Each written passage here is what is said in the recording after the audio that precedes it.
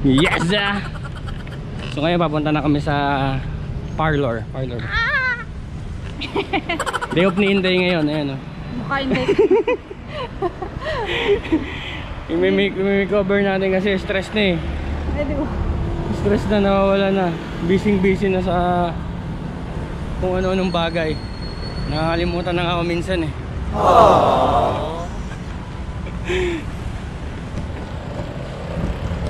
Ano ba yun? Lapit na.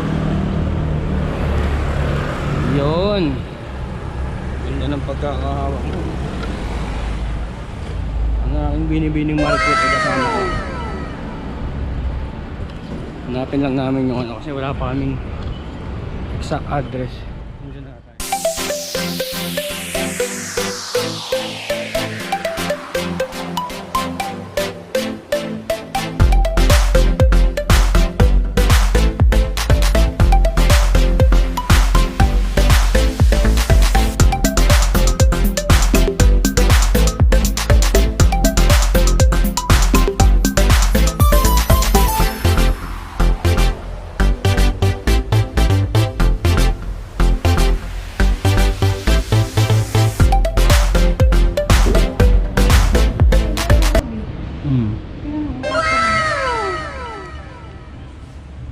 Ilang araw lang ang ginagawa. Ready ka na?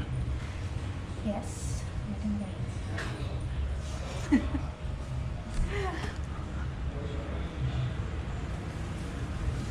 Ganda oh.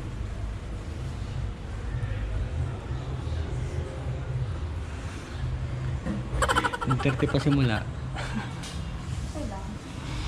Ay, Kung selfie kakaganda ko naman eh. Willing to wait. Oh my God! Wow!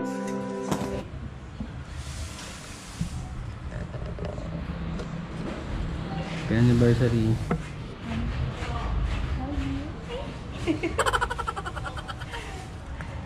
Thank you sa libre. Sana lagi anniversary. Ano? Sana lagi natin anniversary. Ano, araw-araw?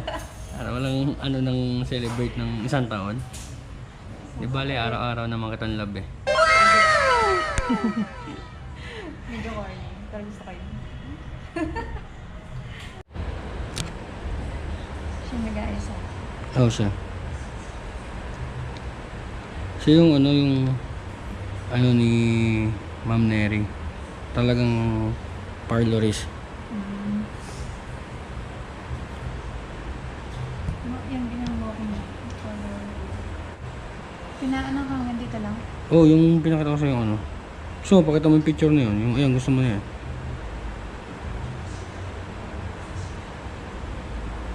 So, ayan, mag-i-start na sila baboy. Excited na yung kanyang hair transformation. So, namimili na siya ng kulay. Ito yung mga kulay, oh. Kayo yan. I like that.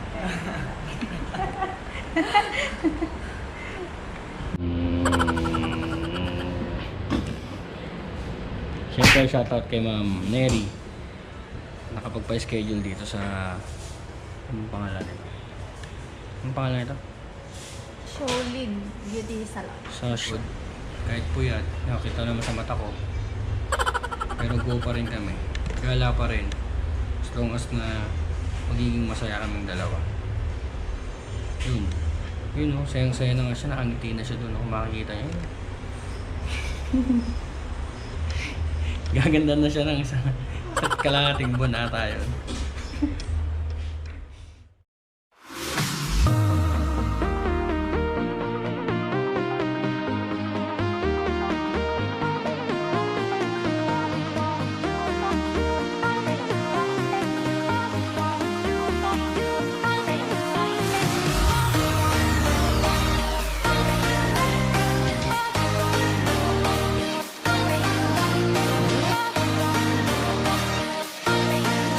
Hello. So yan, para magkaintindihan kami, nagka-translate. Google Translate kami. Ginagamit namin yung apps. Kasi hindi kami magkaintindihan. Here's my friend. Beautiful. Ako. Beautiful.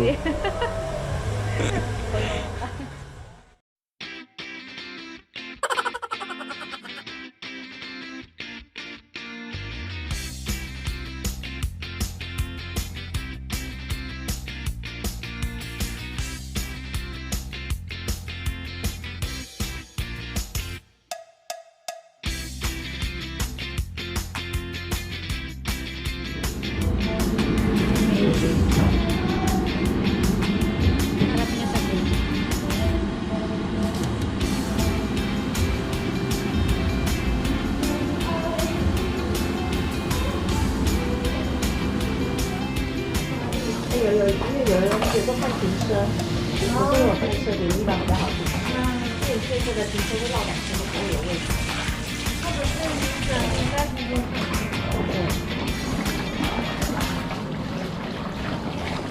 Hours later, 3 hours later. 3 hours.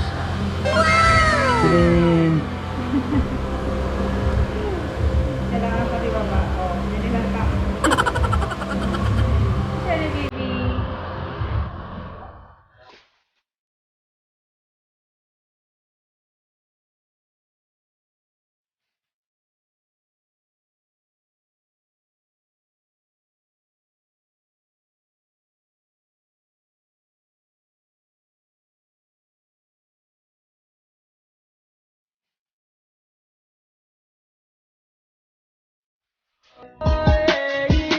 Aking binibini, ikaw ang pinipili sa simula't huli ng aking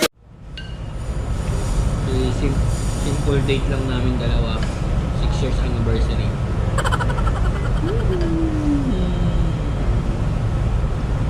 You're inikit eh.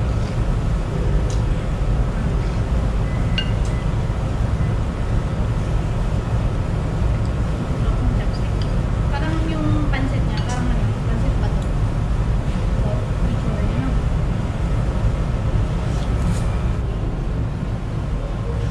Nakakakalabs mo. May tanong. Yung tanong na lagi nakikita ko doon, kung required or okay lang ba na palagi mag-celebrate ng anniversary?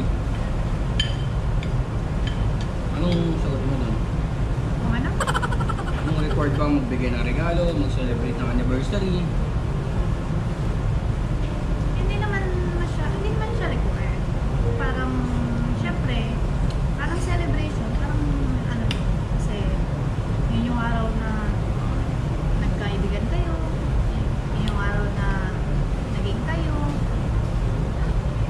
and then, kumbaga, ano, bilang pag-alala lang sa araw na kung paano nagsimula yung love story mo, ganun. Para sa akin, hindi naman siya required. Parang, kusa. Diba? Kasi kung mahal mo naman yung isang tao, gagawin mo yung mga bagay na makakapagpasaya sa kanya. Sa akin naman, kung meron naman kayo, dati kasi, meron kasing mga simple way ng pag-celebrate, pagbibigay ng regalo. Kung wala ka naman, huwag mo nang pilitin yung sarili mo, syempre.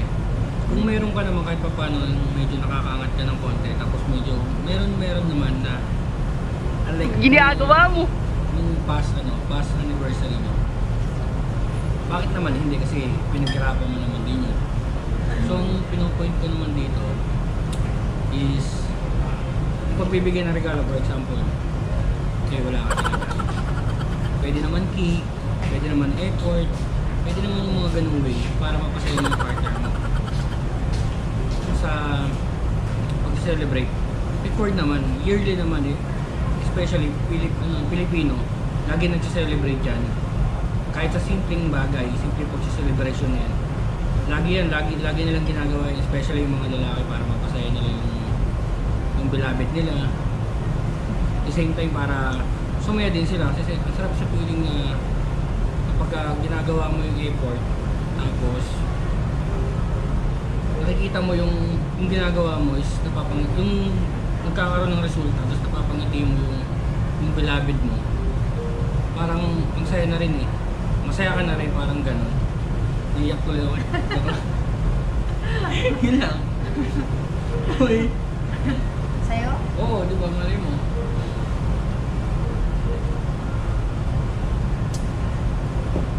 Sigurado ka, masagot mo. Basta kaya yung sagutin, siyempre. Pag-isipan mo yan kung talagang gusto mo magtanong sa'yo. Oo, sige. Ano yung madalas na reason bakit nagloloko yung lalaki? Maraming reason eh. Yung iba nananawa. Yung iba nananawa na sa isa, sa ugali.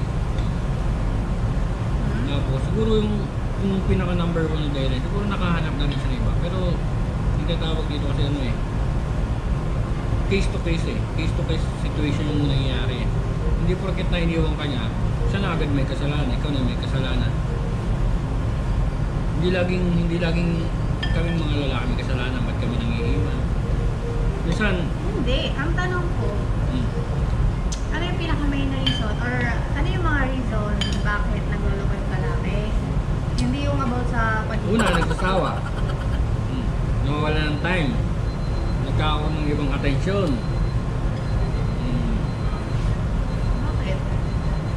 Naiinis. Yung pangapat. Ay, saan? Siguro yung sa ugali, siguro nakakahanap ng ano naman sa Sa kaibigan. bait. Parang ganun, pero Malambing. hindi natin maano. Mas malambing. Siguro nga ganun. Siyempre ganun nga Mas yung maganda, factor. mas sexy, ganon.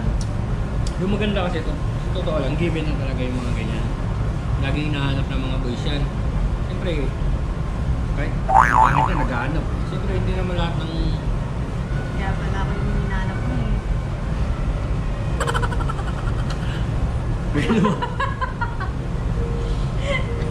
Ito yung mga bulo noodles ko eh. Good choice ka ah. O ano pa? Sasagutin, para sa akin kasi ano, in God's way, siyempre, una-una, hindi naman natin mapipil sa sarili natin. Sabi nga, di ba? Kung hindi ka talaga para sa akin, pues, pilitin mo. Hindi siya pa. Si God na yung ano, siyempre. Si God yung provide ng mga bagay niya. Ikaw naman sumagot.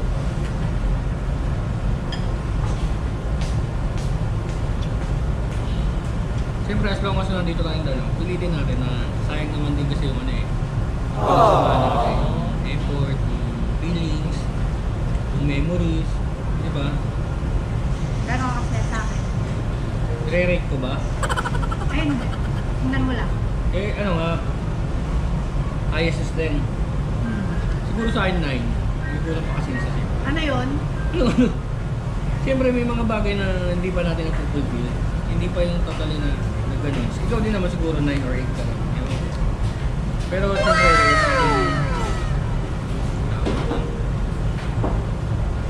i-force yung sarili natin. Ako talagang may bagay ako na gusto i-force you, pero hindi pa ngayon. Eh, ayaw mo pa nga, di ba? Ayaw mo pa eh. Siguro magiging 10 yan kapag nakuha ko na yung gusto ko na yan.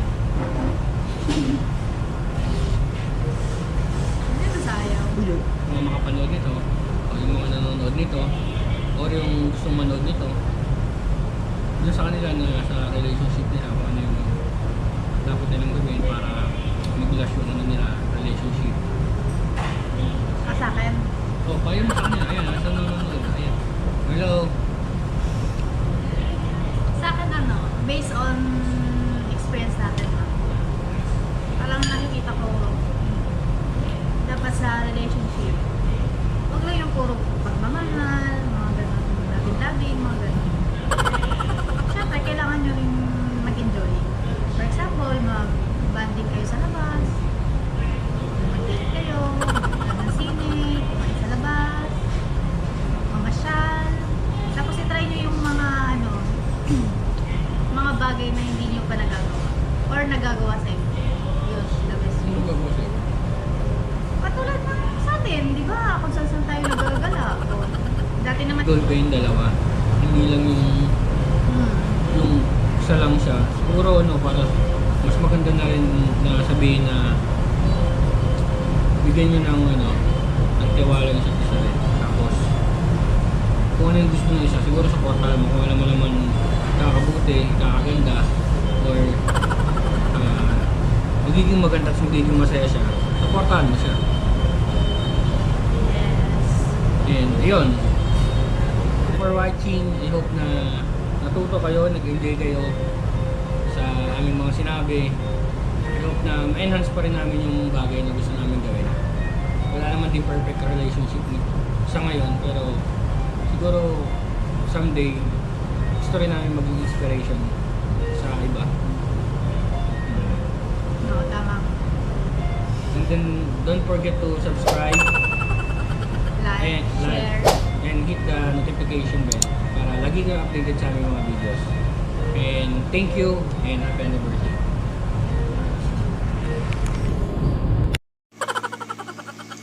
Round 2. Dahil nagutom kami, nag-pizza hut kami.